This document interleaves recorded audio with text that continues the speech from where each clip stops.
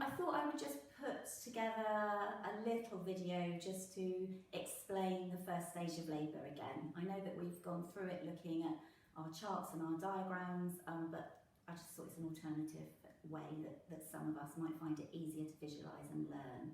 So, first of all, you'll remember we talked about the cervix, or the neck of the womb, and that the first job during the labour process is for this to ripen and shorten by virtue of the hormone of prostaglandin. That is one of the hormones that's going to be released into your bloodstream when labour starts. And the job of that prostaglandin hormone is to make your cervix soften, really. So if you imagine beforehand, before labour starts, this cervix might be, average is 2.5 centimetres long, and if you were to touch it, it would feel like that. Do this on your nose. It would feel like your nose. It would yield a bit, but it would still be quite firm. Once that prostaglandin hormone starts to work, it softens your cervix, and therefore, if you do this on your lips, it would just feel more squishy and more soft because that hormone has made that happen to the cervix. And once that happens, then it means that the cervix can then shorten. Sometimes you will hear the word face. It just means it shortens against your baby's head, and once it does that, it can start to dilate around your baby's head. And the dilation is aided, of course, by the oxytocin hormone that we've talked about that will be released into your bloodstream as well. And when that oxytocin hormone is released, these longitudinal fibres that run up your uterine muscle like this will shorten and pull up and contract. And when they contract, they're pulling the cervix up around the baby's head.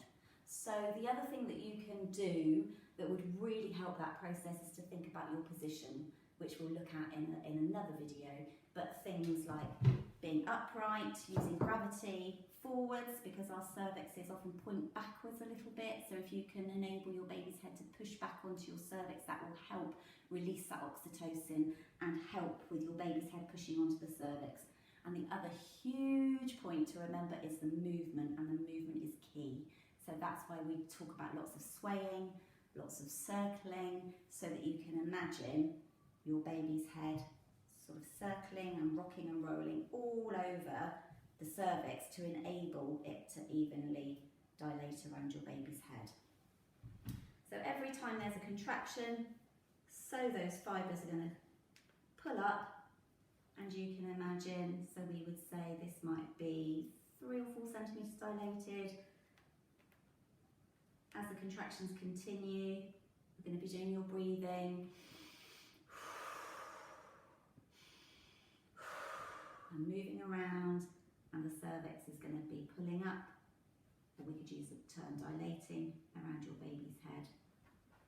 Pulling up, pulling up, pulling up, pulling up, all the way to full dilation when there's no cervix left around the baby's head.